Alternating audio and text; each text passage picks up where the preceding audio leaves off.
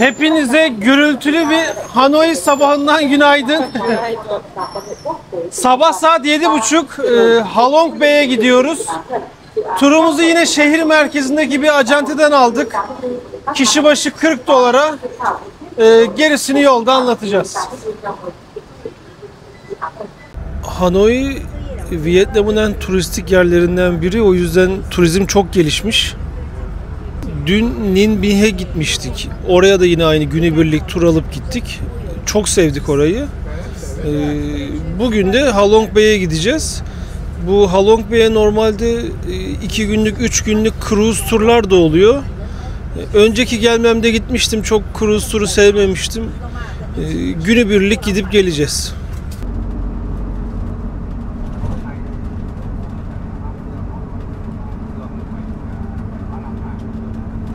Seyahat edenler ve gezmeyi sevenler için uçak bileti en önemli kalemlerin başında geliyor. İşte bu masrafınızı biraz da olsa düşürecek bir yöntemle karşınızdayım. Albaraka ile uçuran kampanya. 10.000 TL üzeri havayolu harcamanıza tam 1000 TL World puan kazanıyorsunuz. Daha sonra bu World puanları para gibi kullanabiliyorsunuz. Detaylara albaraka.com.tr'den bakabilirsiniz. Yakın zamanda uçak bileti alacaksanız bu fırsatı değerlendirin derim. Kampanyadan yararlanabilmek için harcamadan önce Albaraka Mobil'den katılım sağlamayı unutmayın. Yaklaşık 3 saate porta geldik. Buradan bir günümüzü geçireceğimiz kruz gemisine geçeceğiz. Tabii tur alırken çok fazla alternatif var. Bu kruz gemilerinin iyisi var, kötüsü var. Biz günübirlik gidiyoruz. Bunlara 3 günlük de katılabiliyorsunuz. Şimdi bakın biz hem transfere yani 3 saatlik otobüse hem de cruise'a ekstra para ödedik daha iyisi olsun diye. Otobüs o kadar iyi değildi aslında, eskiydi. Bakalım cruise nasıl? Çok bir beklentimiz yok ama konforlu olursa tabii ki seviniriz. Take a picture of our cruise here. Name Stella Luxury Cruise.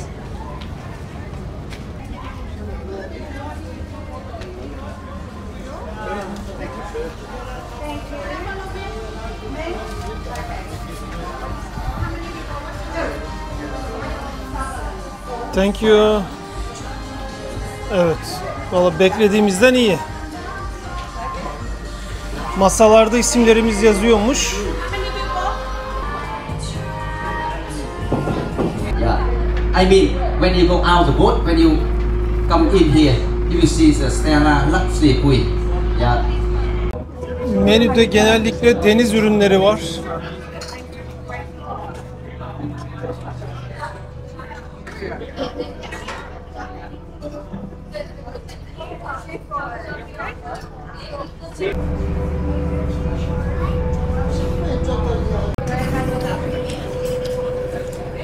Halong Bay'deyiz.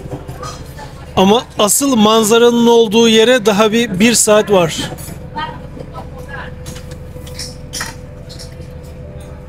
Yemek tabi aslında çeşitli ama buradaki deniz ürünlerinin pişirme yöntemi bize pek uymuyor, bizim damak tadımıza. O yüzden onları pek yiyemiyoruz. Ama sorun yok, yine bir şekilde karnımızı doyurduk. Şimdi Halong Bay Vietnam'ın en popüler, en turistik yerlerinden biri. Bu gördüğünüz tepeler kireç taşı tepeleri ya da kireç taşı oluşumları. Bunlardan yaklaşık bu civarda, bu bölgede 1600 tane var. İsterseniz jacuzzi de var. Ama zaten 1-2 saat cruise'dayız. Dinlenme alanı da fena değil.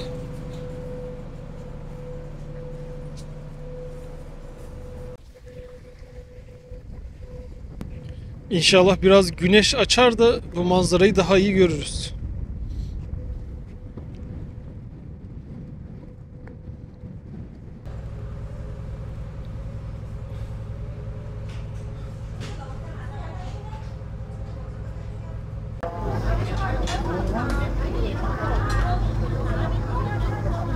İlk uğrak yerimiz sürpriz mağara. Şu gördüğünüz yere çıkacağız ve Halong Bay'in en güzel manzaralarından biri oradan görülüyor. Ben nereden biliyorum bunu? Çünkü 5-6 yıl önce gelmiştim.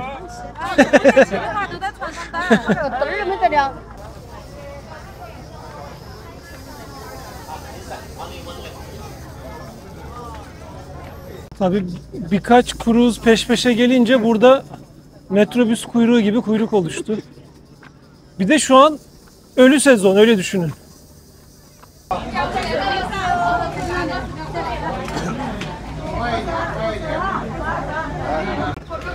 Şimdi buranın adı Halong Bay ya. Halong alçalan ejderha demekmiş. Burayla ilgili tabii böyle efsaneler de var. Zamanında düşman işte buraya gelip buraları almaya çalıştığında tanrılar ejderhaları buraya göndermiş ve düşmanlardan buraları kurtarmış. O yüzden Vietnamlılar için böyle biraz kutsal bir anlamı da var. Ve buna inananlar da var. Vietnam'da, bu bölgede, bu coğrafyada aslında hani Çin'de de böyle ejderhaları çok seviyorlar. Burayı da ejderhaların kurtardığına inanıyorlar. İşte bu gördüğünüz kaya tepelerinden yaklaşık 1600 tane var. Damla taş mağaraları gibi.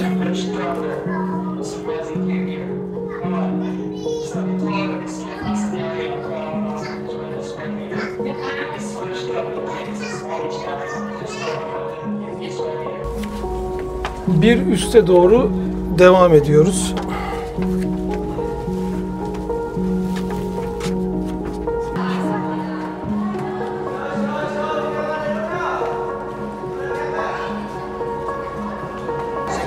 Son nokta işte şuraya çıkıyoruz.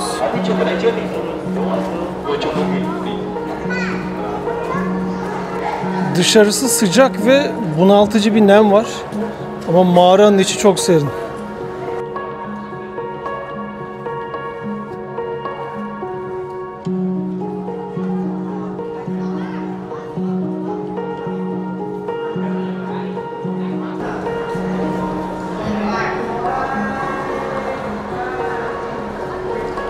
Sanki dünya dışı bir yer gibi.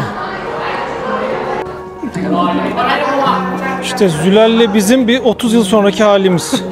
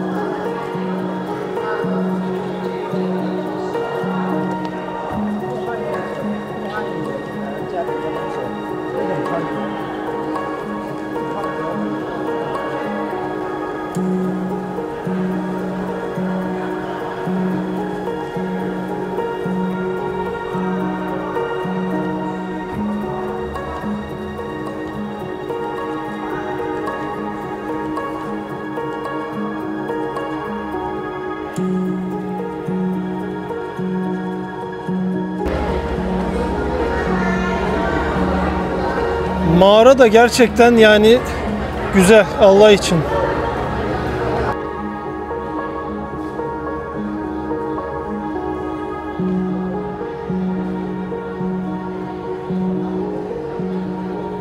Bakın mağara bura. Bir de mağaranın manzarasına bakın.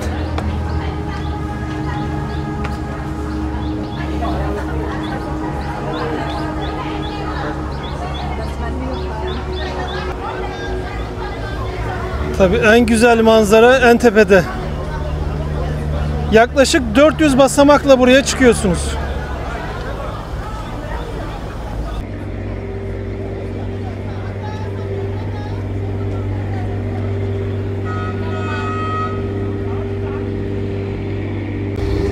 İnsan yine nereyi çekeceğini şaşırıyor.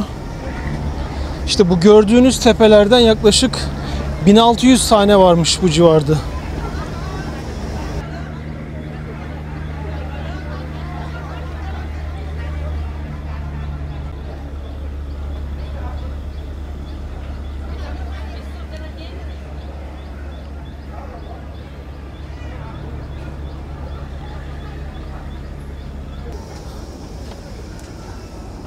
Artık inişe geçiyoruz.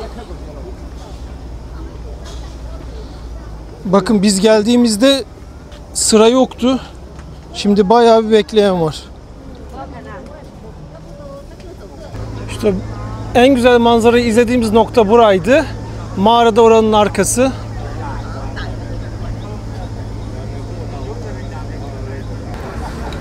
Luxury cruise'umuza geri döndük. Gerçekten luxury, bakın girer girmez soğuk havlularla bizi karşılıyorlar. All activity was several here inside and it was free. It included the tour. Şimdi ikinci etkinlik için buraya geldik. Ne yapacağız? Şu botlarla yine birkaç mağaraya gireceğiz. Dün de gitmiştik böyle bir yere. Çok eğlenceliydi.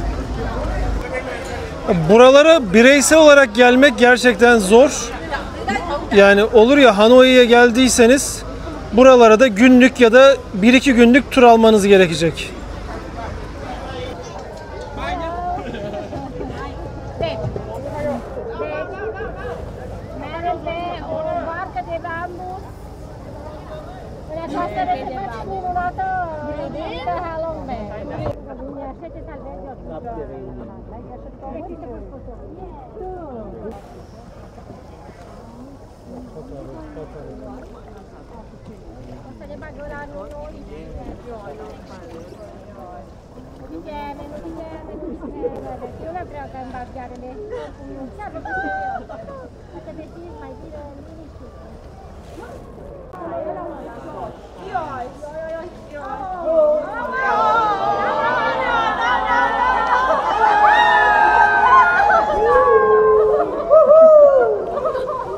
Kayık çok sallanıyor, onun için biraz tırsıyor insanlar.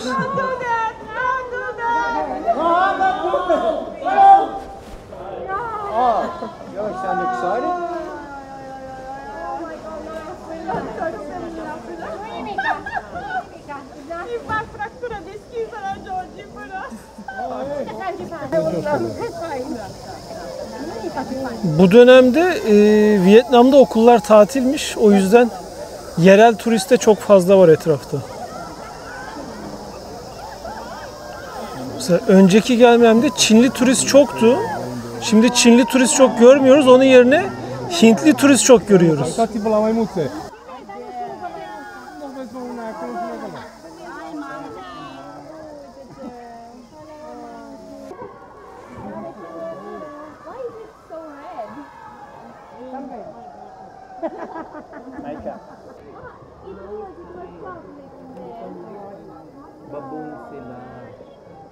Chiamavano e scala, pundonaia, kuning dinala tutasha. Apa? Kuya, iya kami. Aku masuk. Oh, fine, super.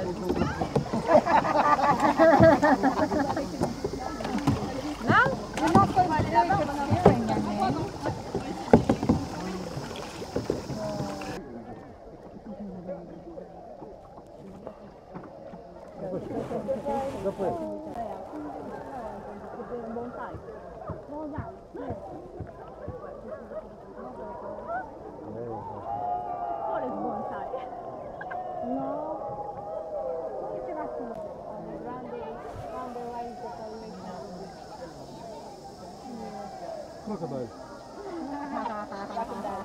In Thailand, we eat the crocodile.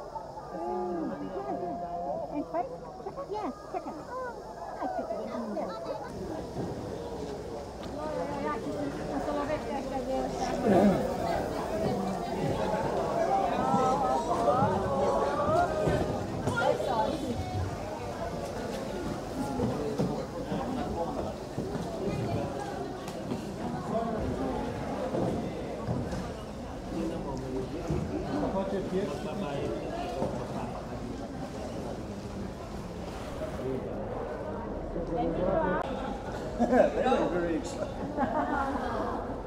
Not like this. don't think anybody's skied like you right now. Muhtemelen sular yükseldiğinde seviye şuraya kadar geliyor. O sebeple Vietnam'ın bazı bölgelerinde yağmurlu sezonda her atraksiyon yapılamayabiliyor. Bazı mağaralara girilmiyor. Hepsinin sezonu var. Yaklaşık yarım saatlik bir turu bitirmek üzereyiz. Bu da eğlenceliydi ya. Kruzumuza dönüyoruz. Şimdi özellikle hani geldik gittik geçiyoruz yarım saat durduk gibi bilgileri veriyorum ki olur ya içinizden biri buraya gelirse hani bu günlük program nasıl oluyor, nerede, ne kadar vakit geçiriyorsunuz onu detaylıca görün diye. Hello. Üçüncü gelmede soğuk havlu yok.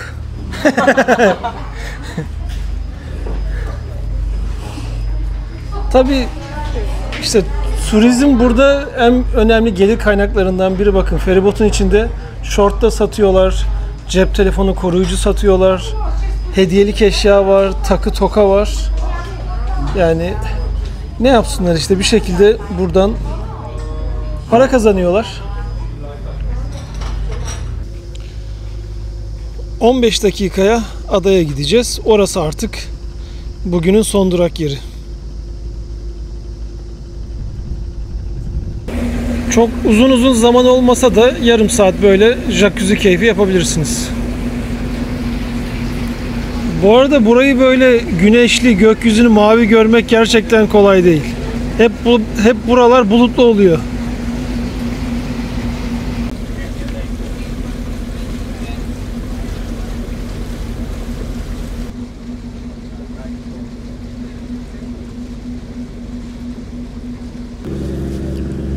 Plajımız karşıda. Biz denize girmeyi düşünmüyoruz ama tepeye çıkabiliriz.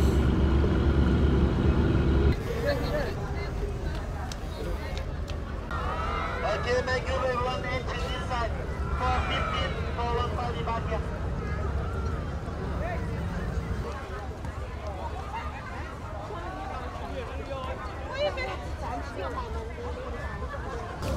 Biz hemen yukarıya doğru tırmanacağız.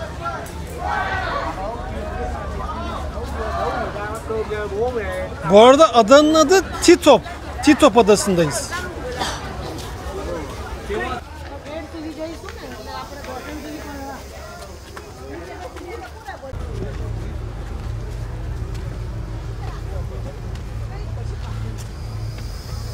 Arada mola yerleri var.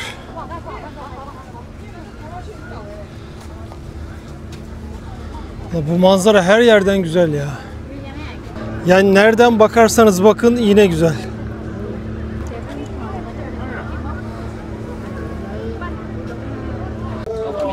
Ve zirvedeyiz.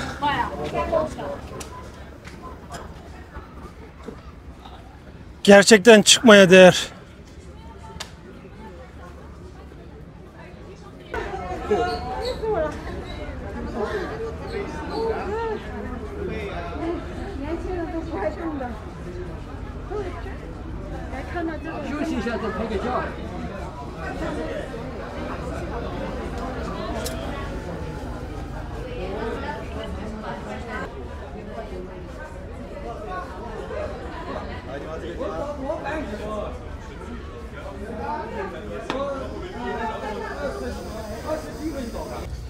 Tepe çok kalabalıklaştı.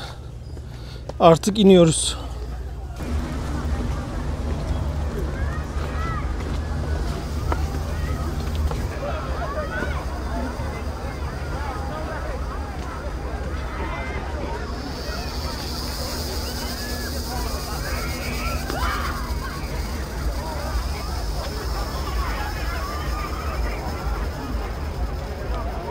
İnmesi daha kolaydı.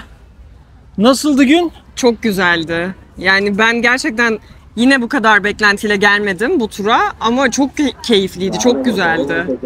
Ben de gerçekten bu kadar beklemiyordum. Çünkü önceki gelmemde bu son tepeye hiç uğramamıştık bile. Bugün çok dolu dolu geçti. Şansa hava da güzeldi. Yani yağmur yağmadı. Güneş arada kendini gösterdi. Daha ne olsun. Nem biraz bunaltıyor şu an. Su gibi terledik ama olsun. Vietnam'ın böyle bir havası var. Vietnam'da bizim bu 4. günümüz. Evet. Nasıl gidiyor Oldu mu sence? o kadar ya? Ya. Yok, çok keyifli gidiyor. Ben Vietnam'ı gerçekten çok sevdim. Böyle Tayland'la Bali'nin karışımı gibi. Evet, yani Tayland'ın biraz eski hali gibi, daha hesaplı. Evet.